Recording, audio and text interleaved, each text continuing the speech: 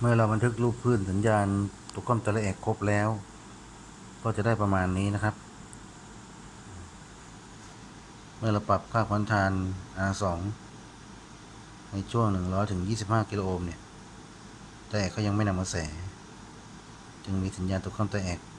เป็นรูปทราย 100% พอเราปรับถึง20กิโลโอห์มแต่เริ่มนำกระแสก็จะเริ่มมีสัญญาณตัวคอมแต่แอกบางส่วนนะครับอันนี้ก็ประมาณ120องศาแล้วเริ่มมาปรับลดลงไปอีกนะฮะถึง10กิโลโอห์มแต่เขาจะมีมุมนำกระแสที่น้อยลงนะก็คือ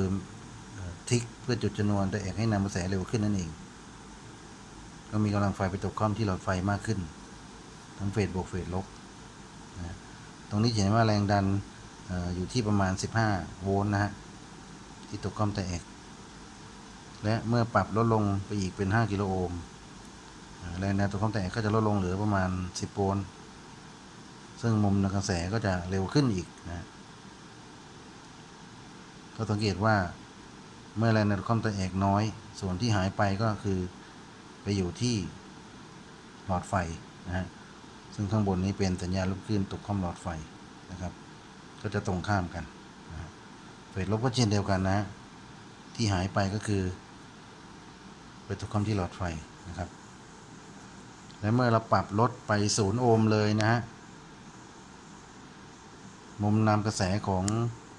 แต่เขาจะเร็วที่สุดก็คือที่ประมาณ10องศานะฮะ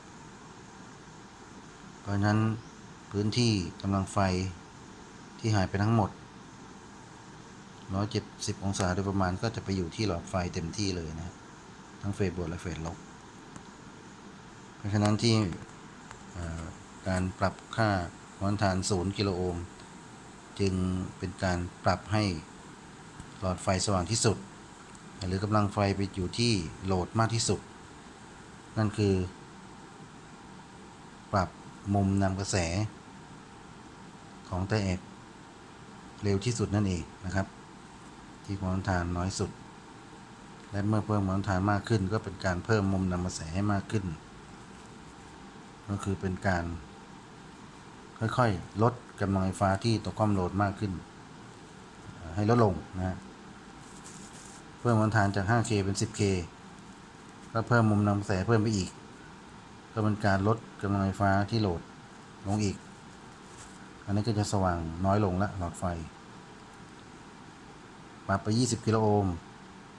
ก็เป็นการเพิ่มมุมนำกระแสของแต่เอกให้นำกระแสช้าลงไปถึงที่120องศานะฮะเมื่อแรงดันตกคอมแต่เอกมีมากสัญญาณแรงดันตกคอมหรือกำลังไฟที่โหลดก็น้อยนะฮะเพราะนั้นที่20กิโลโอห์มเราจึงเห็นหลอดไฟที่สว่างน้อยที่สุดและสุดท้ายถ้าเราปรับเลย20กิโลโอห์มขึ้นไปก็คือไม่มีกำลังไฟที่โหลดไฟเลยนะฮะไม่มีกำลังไฟที่หลอดไฟเลยหลอดไฟจะดับก็คือสัญญาณแรงดันส่วนใหญ่หรือกำลังไฟส่วนใหญ่ก็จะอยู่ที่แต่เอก100%อันนี้ก็คือการวิเคราะห์รูปคลื่นนะความแตกต่างระหว่างสัญญาณแรงดันตกคอมโหลดหลอดไฟและสัญญาณแรงดันตกคอม SCR ระหว่างขา A2 และ A1 ประมาณนี้ครับ